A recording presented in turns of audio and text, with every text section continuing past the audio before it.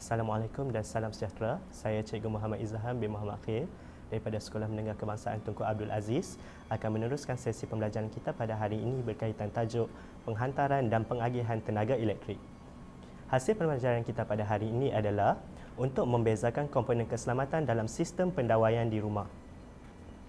Sebelum kita melihat berkaitan dengan komponen sistem pendawaian di rumah, kita akan mengenal pasti terlebih dahulu palam 3 pin dan palam 2 pin yang terdapat pada peralatan elektrik di rumah kita. Untuk pengetahuan murid-murid, palam 3 pin dan palam 2 pin yang digunakan di semua negara adalah berbeza.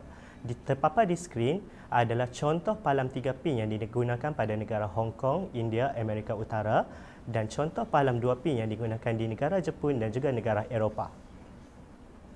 Peralatan elektrik seperti cerek elektrik dan seterika memperoleh tenaga elektrik daripada soket pada dinding melalui palam 3 pin. Manakala peralatan elektrik seperti pengering rambut, berus gigi elektrik dan juga mesin pengisar memperoleh tenaga elektrik daripada soket pada dinding melalui palam 2 pin. Berikut merupakan komponen keselamatan yang berada di dalam rumah. Yang pertama adalah suis, yang kedua adalah miniature circuit breaker MCB, yang ketiga adalah earth leakage circuit breaker ELCB, yang keempat adalah pengalir kilat, yang kelima adalah dawai bumi dan yang keenam adalah fuse. Kita akan melihat setiap satu fungsi mereka. Okey, yang pertama adalah suis. Suis berfungsi mengawal jumlah arus yang mengalir melalui litar di dalam rumah. Manakala earth leakage circuit breaker ELCB atau lebih dikenali sebagai pemutus litar ELCB memutuskan litar apabila arus yang berlebihan mengalir melaluinya. Yang ketiga adalah miniature circuit breaker MCB atau lebih dikenali sebagai pemutus litar MCB, digunakan ataupun berfungsi untuk mengasingkan litar akhir kepada bahagian lain peralatan elektrik. Yang keempat adalah pengalir kilat. Pengalir kilat berfungsi sebagai laluan selamat arus kilat ke bumi, melindungi bangunan manusia dan peralatan daripada kerosakan serta bahaya. Dan yang keenam adalah dawai bumi, iaitu terdapat dalam palam 3 pin yang berwarna hijau. Apabila berlaku litar pintas ataupun kebocoran arus di litar kuasa, arus akan dialihkan melalui dawai ke bumi. Dan yang terakhir adalah fuse. Struktur fuse, penutup sesentuh logam, nilai yang terdapat pada fuse, sarung kaca atau porselin dan juga seutas wayar yang dikenali sebagai wayar fuse. Komponen ini digunakan untuk mengawal arus elektrik yang berlebihan dengan cara memutuskan arus elektrik. Seutas wayar halus yang pendek tersebut akan mudah panas dan melebur sekiranya arus yang mengalir lebih besar berbanding nilai fuse.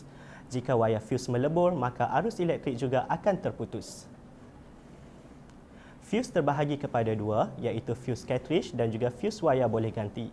Untuk fuse cartridge, biasanya dia dipasang di dalam palam 3 pin dan jika terbakar perlu menggantikan fuse dengan nilai yang sama. Manakala fuse wayar boleh ganti pula terdapat pada fuse utama luar rumah dan jika terbakar, wayar fuse boleh diganti. Semua fuse di atas digunakan sebagai alat keselamatan elektrik. Penentuan nilai fuse. Nilai maksimum arus yang boleh melalui fuse tanpa menyebabkan wayar terbakar ataupun melebur. Jika pelajar-pelajar dapat lihat di paparan skrin, contoh yang ditunjukkan adalah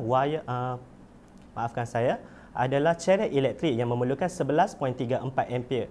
Oleh itu, fuse yang digunakan adalah bernilai sebanyak 13 ampere lebih besar berbanding nilai yang digunakan pada cerek elektrik. Soalan uji minda. Apakah fungsi fuse dalam sistem elektrik di rumah? Fuse memutuskan litar elektrik apabila arus melebihi had yang ditetapkan untuk mengelakkan kerosakan atau kebakaran. Okey, kita teruskan dengan soalan yang kedua. Namakan satu komponen keselamatan elektrik yang boleh memutuskan bekalan elektrik secara automatik apabila berlaku litar pintas. Jawapan adalah pemutus litar elektrik ataupun circuit breaker. Sekian, terima kasih.